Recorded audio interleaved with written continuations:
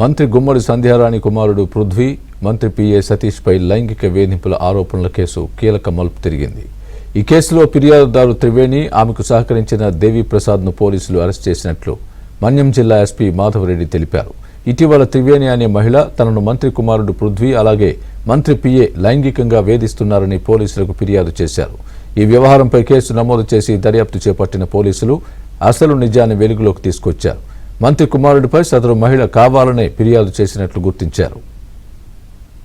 న్యాయం చేయండి.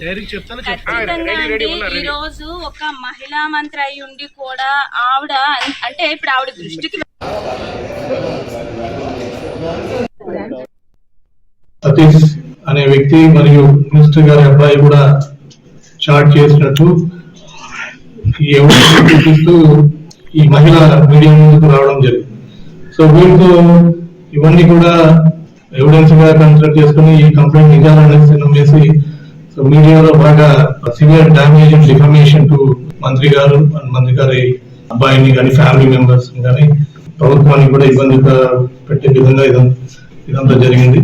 సో దీనికి ఇవన్నీ కూడా ముందు నుంచి ఇవన్నీ ఫేక్ కుట్రపూరితంగా చేశారు. ఇవన్నీ దీంట్లో వాస్తవాలు లేవు, ఇవంతా కూడా ఫేక్ న్యూస్ అనేసి స్ట్రాంగ్ గా డిలే చేస్తూ వీటి మీద కూడా చర్యలు తీసుకొని ఫెయిర్ ఇన్వెస్టిగేషన్ చేయండి అనేసి కౌంటర్ కంప్లైంట్ కూడా ఇవ్వడం జరిగింది. Both cases Salur town PS లో రిజిస్టర్ చేసి పోలీసు మేము ఇన్వెస్టిగేషన్ లాంచ్ చేశాం.